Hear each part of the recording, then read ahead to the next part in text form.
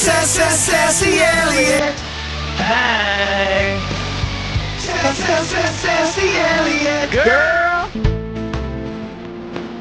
Wow. I took way out and it passed the caution lights. There's a little country store that no cold sign. You got something in it. It's Nick Bell for her sweet pea. Come on, man. This kind of country. Move day to the interstate. Okay. We'll bring her right back here to me. Come on, man. Respect Billy Currington. All right, enough. It's the afternoon show, WIP Afternoon Show with Ike, Spike, and Fritz. The Twitter question brought to you by Mark's Jewelers. Expert craftsmanship, custom designs, and jewelry built to last a lifetime. Visit them in Montgomeryville, Mount Laurel, or at marks-jewelers.com. Should Nick Sirianni have a say in next year's offense? 67% say no. Bam. Joining us now, to the guy who actually asked Nick that question is Eliot Shorr-Parks. What's up, Eliot? You know, you think you hate the Sassy Eliot song until you hear it just rudely interrupted by that country song. Like, yeah, and you're like, what about my song? What about my song? Don't cut the girl off. Like, that's the best part. That's like when the beat drops. Like, come on, just for that country song. Yep. So, Eliot, what I want to do, I thought there were a lot of, there's a lot of double talk, as there often is, and these sorts of things, but there were windows into the future, I thought. And I thought you asked a really good question, and I'm going to play your question and then Nick's answer, and then we're going to talk about it, all right?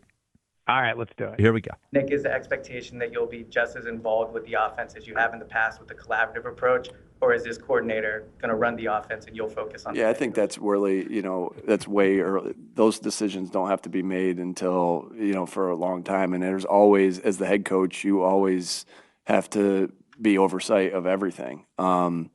And again, this year, obviously, I got involved more in the offense as the end of the season came, but because that's what I needed to do as the head football coach there.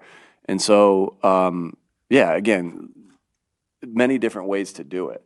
I know that I want to be the head football coach, and I think that that's what the team needs. Again, everything I'm doing is not about what I want to do or anything like that. It's what I think is best for the football team.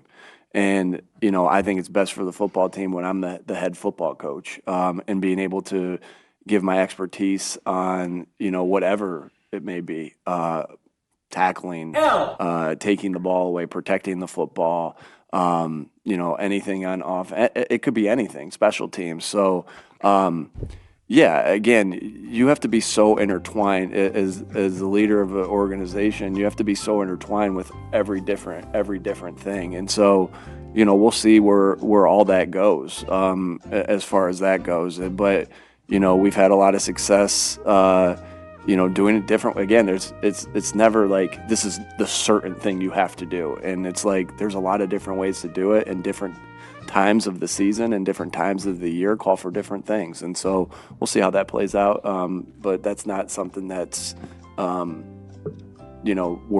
not where we're not there yet as far as that goes. Ooh, boy. So, Eliot, you tweeted Nick Sirianni with a good answer on who will have control of the offense. Hearing it back, do you think you want to rethink that slightly? Well, it's not a good answer for his future, but okay.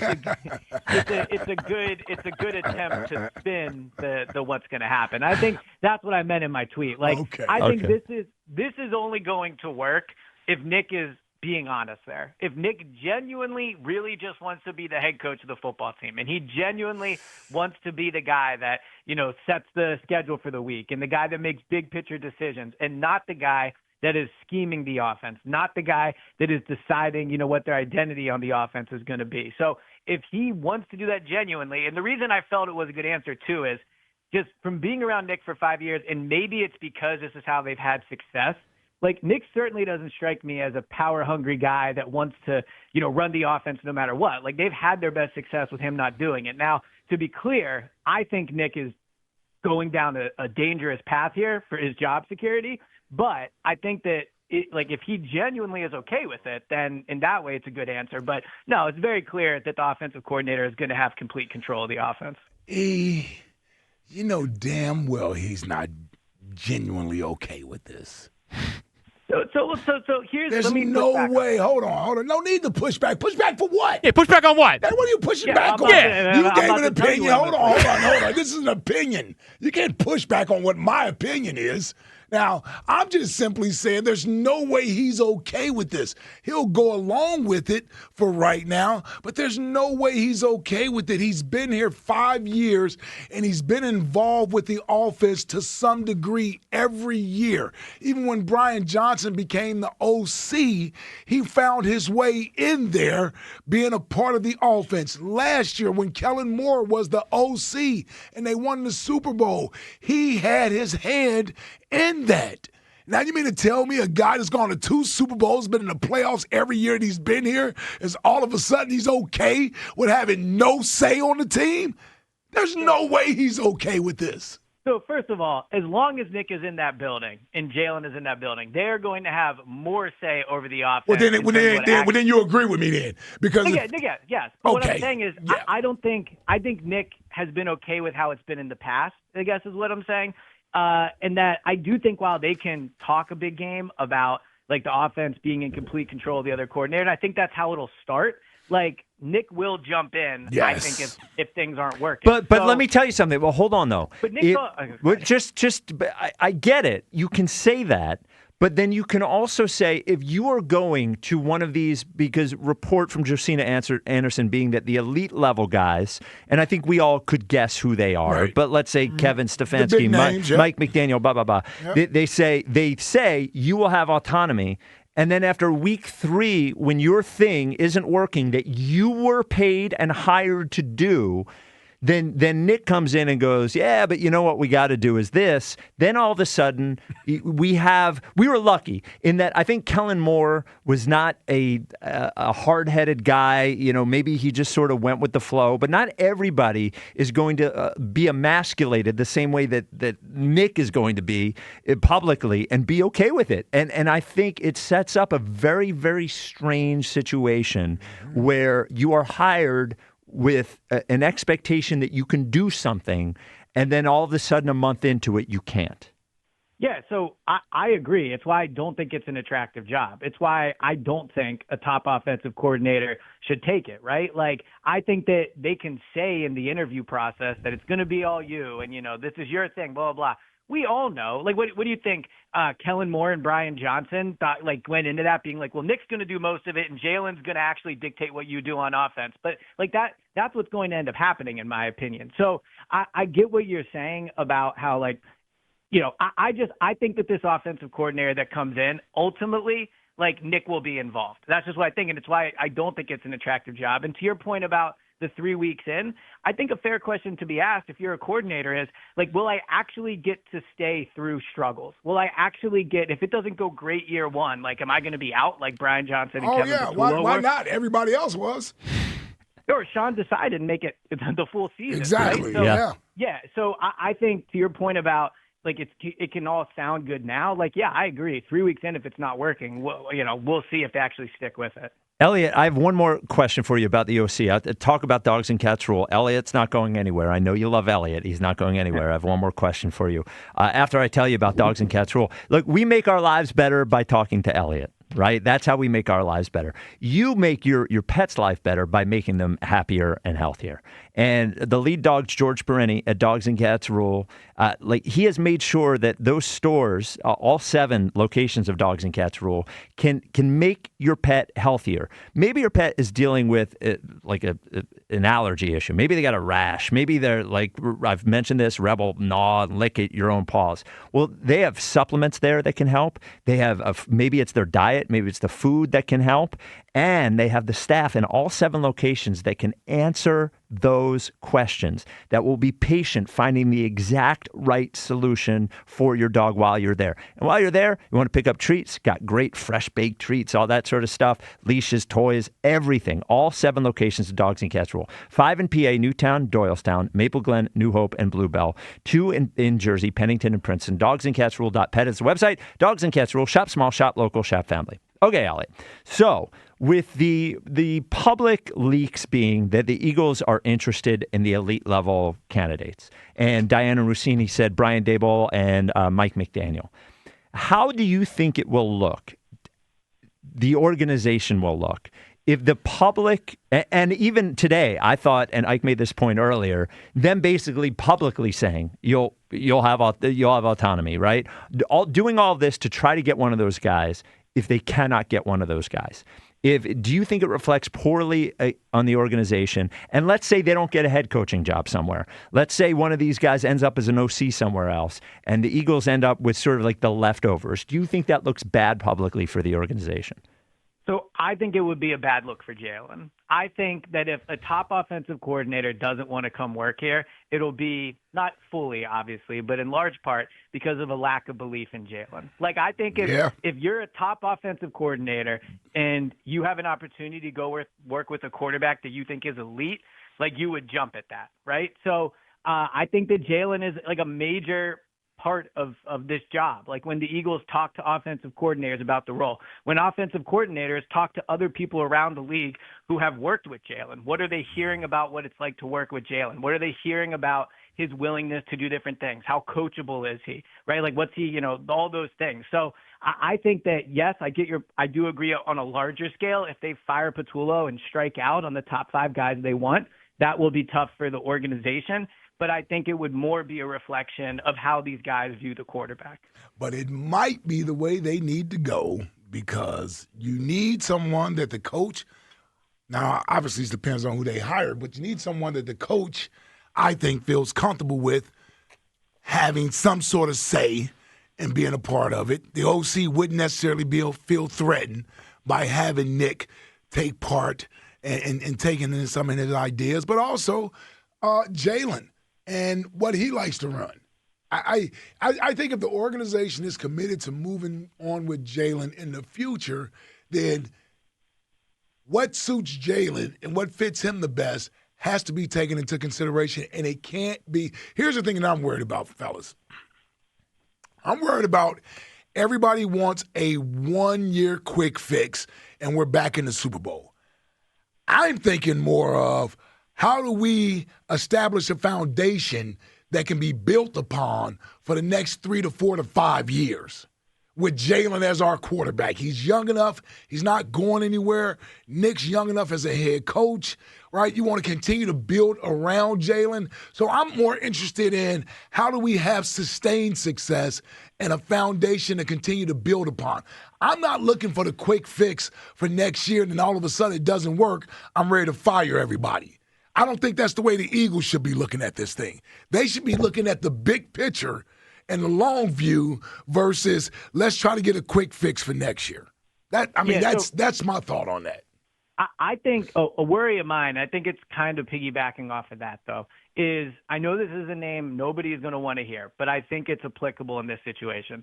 In 2020, when they had a stale offense, they were coming off a year. I know Carson had the 4,000 yards with no 500-yard receiver or whatever, but they obviously felt great year. Yeah, they obviously felt things needed to change, right? Mm-hmm. They brought in Rich Scangarello from the 49ers, and I understand that Mike McDaniel and Brian Dable have had more success than Rich Scangarello, obviously. But I think when they brought Rich Scangarello in, it was with the idea of, let's buy a system, right? Like, let's like get those ideas from the 49ers and bring them over to us, right? But it didn't work, because I think when you buy a system and don't think of the players that have to run it, it is a flawed way of doing things. Like, for as much as we talk about Nick Sirianni's system and what he likes to do, I think all the coaches there would tell you what they run is based off of what the players can do and what Jalen can do, right? And they've obviously had success doing it. I know the defense has been a part of it and the running game and all that, but clearly what they do works.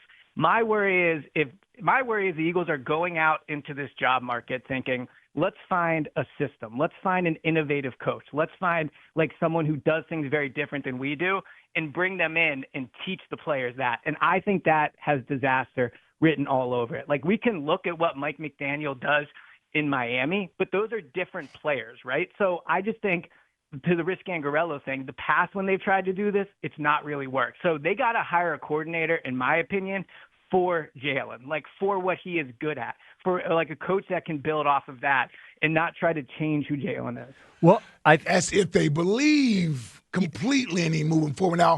Not to cut you off, Well, but they have to. Otherwise, they should trade him. Like I okay. Well, that's just real quick. I think the Scangarella thing. Doug never bought completely into it because Doug brought Marty Morningwig back. Now you got too many voices in there, and we look at that offense in 2020. Doug was still calling the plays. So Rick Scangarella being here or what have you, I don't know how much that changed anything. And ultimately, it got Carson out of here, right? It ultimately led to his worst season ever and got him out of here as well as Doug. So I'm just, you to your point, when you're buying a system, I don't know if that's the right way to go about it either. Well, I don't know if that's the way to go about it. But I also think that you could say to yourself that, and I can agree and disagree. I think there's a lot of different factors here. Yep. I think you could say to yourself, the way that we did it previously with Jalen was good for then, but because, the thing that everybody's obsessed with now, pre-snap motion, we need that again. I look, 2022, the pre-snap motion rate was 26%, and in 2025 it was 39%. Oh, it was more. Right. It was actually similar to 2024. So I think what you could say to yourself is, in 2022, we had an offense with a quarterback who was running 10-plus times a game. In 2026, we do not have that. So we need to find out if this is because there are quarterbacks who evolve past their most mobile time, right? Mm-hmm. And there's quarterbacks who don't. Cam Newton never evolved past that. Yep. Dak Prescott did, right? Yep. Russell Wilson did to an extent. Yep.